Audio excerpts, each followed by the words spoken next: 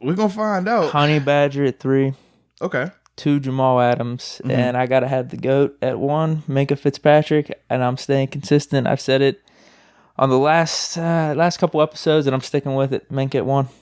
4 at 3. This is why I have Minkah Fitzpatrick, man.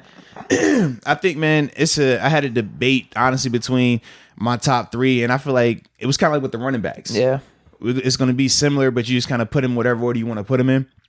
With Minkah, I mean, he checked every box in terms of the productivity. We saw as soon as he got in Pittsburgh his immediate impact, not only from a tackling standpoint, but the interceptions, the turnovers, and the touchdowns. Everything you want, he did. The only reason why I have him at 3 and not higher is because towards the end of the year, granted, teams were shying away from him, but overall the productivity did take a drastic drop, and that was the only reason why. But I think going into this season, man, everybody healthy, he still is going to have a chance to be right in that conversation in terms of being one of these top guys, in terms of top 1 or 2 type situation. He's on that type of trajectory. We already know from a productivity standpoint, he does all that. I just want to see it throughout the whole season and not allow teams to just say, all right, I'm going to shy away. I'm not going to go your way. I feel like the elite ones, they find a way to make it happen. You think teams are still throwing at Ed Reed and Troy Polamalu? Heck no. But they found a way to get that ball. So that's the only thing right there with Minkah. At 2, I want Harrison Smith. I mean, this dude right here, you talk consistency, you talk productivity, Yep. checks every single box. He's doing it for your boys too, man, up in Minnesota, huh? My boys up there, too. Kirk Cousins? I'm not a fan of Cousins either. I'm really not. Hey, but they got a squad though, man. They got guys. They have guys, bro. They do, but like I said, with the Titans, their QB's gonna let them down, and has let them down in the past. Although he didn't let him down. Surprised me in that Saints game. He went on the road and did it overtime, called game, walk off. That was an outlier. We saw it. No, it was not an outlier. We saw what happened the next game. What happened the next game? They lost to a team that went to the Super Bowl. They got smoked though. They lost to a team that was one drop pass away from winning the Super Bowl. They got smoked. They had a 10-point lead with 4 minutes left in the Super Bowl. What are we talking about here? They got smoked. How we gonna hold that against them? What? Show up. They did. Do something. They did. We played them better than the Vikings. That's debatable. It's definitely debatable. That's debatable. What? A lot of come on, man. I know they had a lot of turnovers. It was 5 turnovers in one half or something. It was 5. Three of them were giveaway. Like, it was crazy giveaways. Yeah, it was bad, man. They gave it was bad. It was early Christmas presents.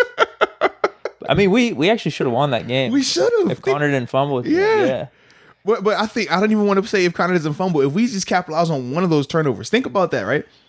5 turnovers. I think we only had a field goal come out of all of them, if that. The 2 reasons we scored the touchdown, it was the Juju cross against the middle, and he just took it to the house. Yeah, where the and then the DB missed the tackle. The backup cornerback came in, and we attacked him right off the bat. Those were only our 2 touchdowns. That was the Deontay Johnson one. Yeah. That was it. And you're right. I don't know if we. I think we might have got a field goal. I can't remember. One of them turnovers at best. Yeah. It was bad, man. It was terrible. I know. And some of those turnovers were actually in our zone. Like they were about to score. Yeah. Well, you think they had the one on like the 5? I think as soon as we walked in the stadium, there was a turnover. So that was the TJ Watt one on the little screen where the guy's like bobbling the pass and TJ just takes it. Then they have the one where they're on like the 5, I think it is, and they fumble with the snap. Yeah, they had like multiple ones where they're about to score a touchdown. And it was just some type of just nonsense. Minkah had the 2. Minkah had the pick, and then Minkah had the forced fumble. I think. I thought who did he force? Yeah, he forced the fumble. I don't know who recovered it. I think those were the only 2 that were actually all right. We did this. Yeah, we called it. But other than that, I think everything else was them giving us the ball. It was so bad. Yeah, it was bad. The Minkah effect, though, dude. That was his wild. first game, and we was like, whoa, hey, we like that, man. Made some hot takes in the parking lot. We did. Definitely did.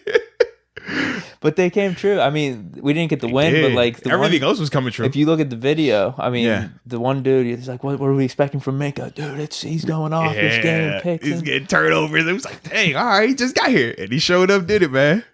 That was so much fun, dude. Dang, man, I'm gonna miss that, man. We need that, man. I know.